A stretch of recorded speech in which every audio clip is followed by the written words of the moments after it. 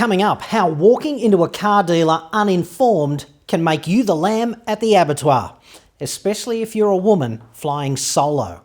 This really is disgraceful. Car dealers love to bitch and moan about how tough it is today selling cars. And yet the Palazzo Versace during a dealer conference still has the highest density of Rolexes and ill-fitting Armani in the entire first world.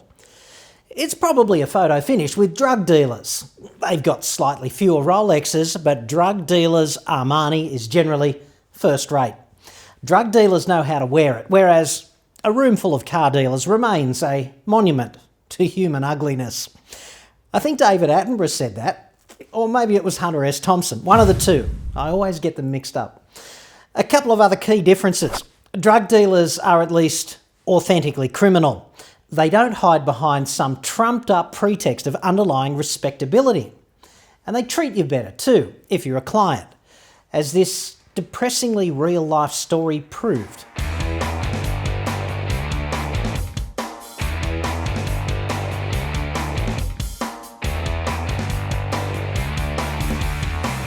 A couple of weeks ago, I reported on a delightful lady named Michaela who wanted help deciding between a Land Rover Discovery Sport and a Hyundai Santa Fe. So we did the objective analysis, which came down pretty convincingly in favour of the Santa Fe. Just click the link down there and you can watch that full report right now. I'll wait here patiently while you do. So when I posted that report, I flicked Michaela an update just to keep her in the loop. She got back to me with the full story of what happened to her at the dealership. And then she sent me the documents that corroborate it. My jaw just hit the floor. I could not believe it. Land Rover's marketing spin had already done the job. Michaela wanted a Disco Sport. It was a done deal. She wanted one. The rest should be history. So Michaela trots off to her local Land Rover dealer in Sydney. She's done the research. She wants a Disco Sport TD4 SE Auto with 7 seats, grey, and with that ridiculous glass roof that doesn't even open. Nice engineering touch there, Land Rover. Admittedly, in the UK, there is no case ever for opening a roof, except maybe on your ex-wife. Elsewhere in the world, of course, there's a gigantic ball of hydrogen fusion energy that just seems to float across the sky once a day, creating a completely different roof dynamic. I'm surprised they haven't seen the pictures, even in beautiful Solihull. Recommended retail price, almost 61 grand. So that's not including on-road costs. The scumbag selling Michaela this car apparently doodles on a pad and says, presumably with much fanfare, we can squeeze you in at $78,500 drive away. Sign here. Jesus. Thankfully, Michaela elected not to proceed, but it makes me wonder, in what universe is it reasonable, honest, ethical, or even just outwardly plausible for a car that's listed at just over 60 grand to be a commercially defensible drive-away proposition at just under 80? How the does that work? I needed expert guidance on this, so I went straight to the top. George Lucas, for inspiration. I thought to myself, if ripping off car buyers was Star Wars, who would be Yoda? Simple it was. Mercedes-Benz. I found one of their cars online with the same recommended retail price. It's the base model C-Class pus box that runs and hides in the corner every time it sees the skin on a rice custard. And let's not forget that the boys from Big Bad Benz are actually pretty good at extracting money under tenuous pretenses. But even the hallowed three-pointed star, formerly in my mind the grand high poobah of trying it on financially, seems to think a reasonable figure for driving away with a $61,000 recommended retail price is about 67 grand. So you break down these costs, right? You can't argue the statutory charges. They're fixed by law. Rego and stamp duty, 3.5 grand. But dealer delivery, that's interesting. And by interesting, I mean an institutionalised, industry-wide, unjustifiable rip-off. Here's what you're actually paying for. Fit the rego plates, detail the car, check the fluids and fill up the petrol tank. At Ben's, that'll be $2,500. Seems expensive. They don't even deliver the car. You come in and pick it up, so even the name is a falsity. But Mercedes-Benz's recommended extortionate delivery fee appears to be holding an empty sack in comparison to this Land Rover dealer's effort, whose recommended dealer delivery fee was $6,999. I bet they worked so hard to scrape it in under that critical $7,000 psychological barrier, right? Because $7,000 would be outrageous.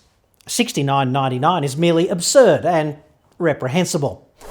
If I was Land Rover's marketing manager, A, I'd kill myself, and B, I would be beyond livid that any dealer had the audacity to undermine so completely my efforts to make that vehicle seem even vestigially attractive. Thankfully, Michaela pressed the dealer on cost. I've read the emails. Here's the understatement of the year response from Snake Boy back at the dealership.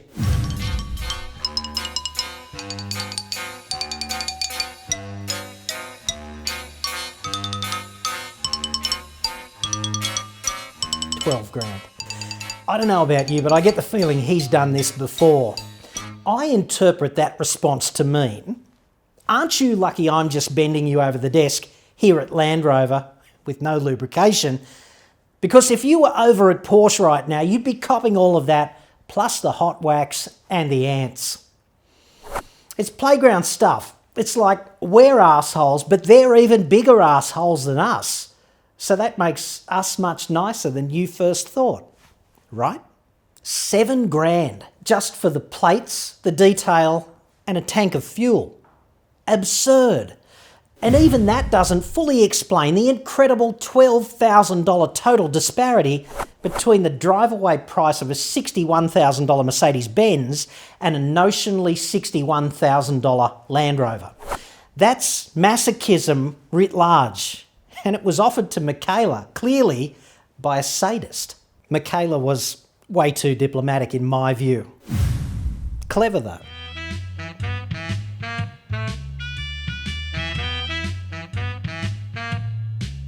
I particularly like Shyster. Need to use that more. But she's way too kind. I mean, how exactly is this behaviour by them supposed to help you form a relationship with the brand? Come on. Let's not forget, that Land Rover dealership would be walking away with a very tidy profit at $67,000 drive away. In fact, that's the absolute maximum anyone ever should pay for that car. There's always room for negotiation built down into the price. If you can't get a few $1,000 off, it's a complete free kick for the dealership. Just to be perfectly clear, one of the biggest problems car companies face is the commercial behaviour of their dealer network. Dealers are generally separate businesses with the franchise, so the ability of a parent company to control dealership practices that were first implemented by the Roman Empire, then by Hitler and later by the Mafia, is actually very limited.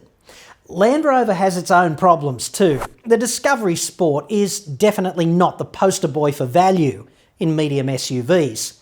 It's lousy value, objectively, at $67,000 drive away.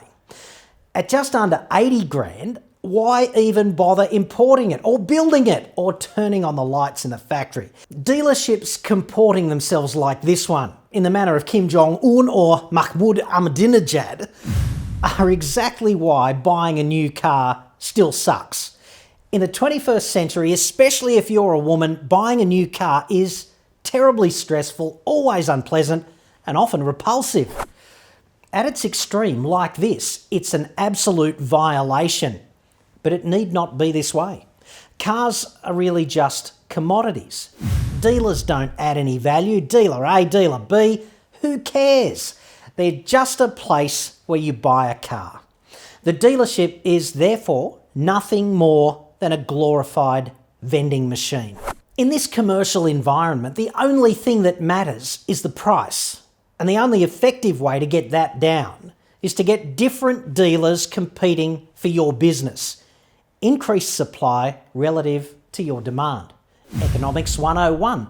You do that and the price drops. The obvious question is, what have you got to lose? In Michaela's case, the answer is about 15 grand. So if you'd prefer to be several $1,000s in front, just contact me via the website, autoexpert.com.au. It's dead easy to buy a car this way, and it's an absolute relief. Like suddenly discovering there are strip clubs in heaven. Obviously a difference of opinion there. Don't forget to like this video. You can leave a comment below to let me know what you think, and subscribe for regular updates. I'm John Cadogan. Thanks for watching.